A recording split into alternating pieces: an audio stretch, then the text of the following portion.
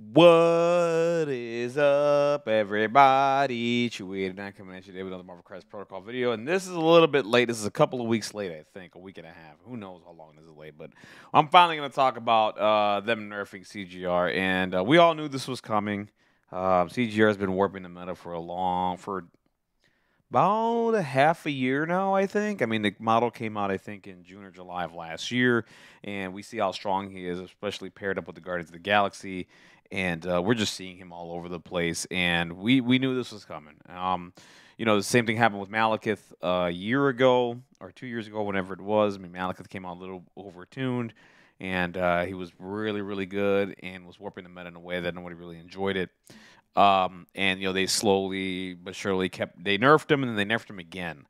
And kudos to AMG for responding in a timely manner to nerf the character, especially watching LVO, and you saw the finals for that as well. It was basically Star-Lord Hulk CGR versus Star-Lord Hulk CGR, and it was just rolling dice into each other, and which is fine. I mean, but still, I mean, you want to, like me, when it comes to an MCP game, I want to see more models. I want to see more things happening outside of let's just whoever kills Hulk first or whoever kills CGR first wins the game. They did have an exciting ending, though. I will say this: the finals did have an exciting ending with the whole CGR placing within 5 and all of the other crazy stuff. Like, it did have an exciting ending, but nevertheless, this character deserved some touch-ups, and we're going to talk about that today. And I'm sorry this is late. I've just been really busy with everything. But if you guys can, do me a favor, like, dislike, comment, and subscribe. If you guys could do that, I really would appreciate it. Trying to get to 1,000 subscribers. If you guys give me there, I really would appreciate it. Thank you guys so much.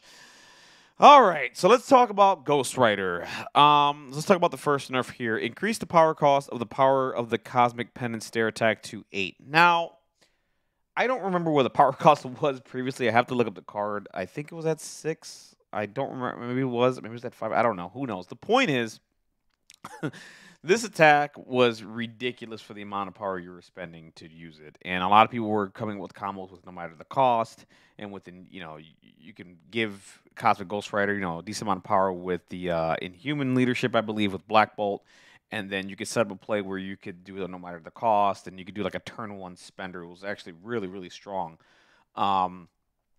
Take a couple points of damage and then just spend whatever power you have left to just drop a character. It was really, really good. And there's other ways you can juice them with power, especially with affiliations that generate power or whatever. You can just do that really easily. I think the Inhumans do it the best because you just pass a power and you're done with it. But yeah, they're increasing it to 8. Personally, I think the biggest issue with this attack is the amount of dice that are in the attack. I think 12 dice is a little obnoxious. Every time I see that attack go off, they consistently get the trigger that's on there, which turns blocks to blanks or something like that, if I remember correctly. And I mean, I think the hit should have been the dice. I mean, the power cost is cool, but I think the dice need to come down a bit. And again, this is happening. I think this is happening in waves. I think CGR might get touched again. I'm not sure if I don't know. Maybe this is enough, but this is what happened with Malekith, right? We got one nerf, and then afterwards he got another nerf. I think it went through 3 actually, if I remember correctly. Because I think the first one was his popping crits with the failed results. You can just spend an obscene amount of power and get a whole bunch of results, and it was absolutely insane. I think that was the first nerf, and then the second one was when they, changed a few things. They changed his charge and all that. And then they went and did another one this past year. They did another one. They removed the pierce on his attack, and they did some other stuff too. Lowered his health, I believe, as well. So I think this character is going to be in stages, right? I think this is the first stage of the nerf to see what they can do. But yeah, I mean, this is fine. I mean, I think increasing it to 8, maybe it's a little more difficult to do those no matter the cosplays. Who knows? I haven't practiced it at all. But maybe someone in the comment section below can tell me, hey, if that's enough, if that hurts it, we'll see. Let's go to the next nerf here. Replace the text of change the Sidorak superpower with the following text. Choose a character within 3 of this character, pushes towards this character small, then the chosen character gains its inner special condition. This superpower only once per turn. For the life of me, I do not understand how, out of testing, characters that generate an obscene amount of power are allowed to reposition multiple characters a turn. it has proven to never be a healthy game when characters can do that ever. And how this character 3 or 4 years later, after we've nerfed characters that can do this, I can go down the list. MODOK was one, Enchantress was another, Thanos just recently got nerfed this past year. Like, it's never good.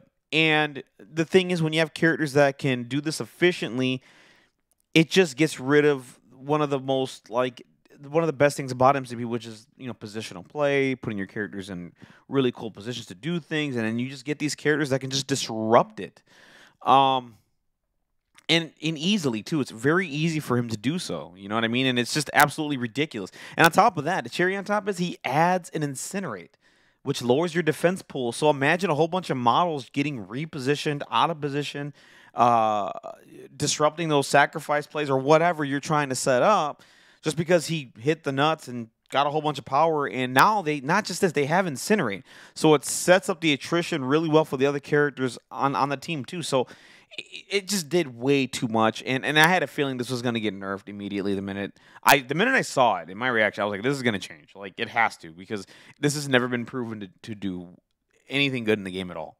So really happy that AMG did this. I think this is the correct nerf. I think this is the correct thing to do. And kudos to them. Really good stuff here, and I really like the change here. Just repositioning multiple characters efficiently it's never been good in the game ever. So let's get to the other important nerf here that I'm really, really happy about. Replace the text of the I'm Spirit of Vengeance Bearer to the Power Cosmic and just a bit unstable superpower with the following. God, it's a long super name. That is a long superpower name. That is just ridiculous. During the cleanup phase, remove all psychosis tokens from this character.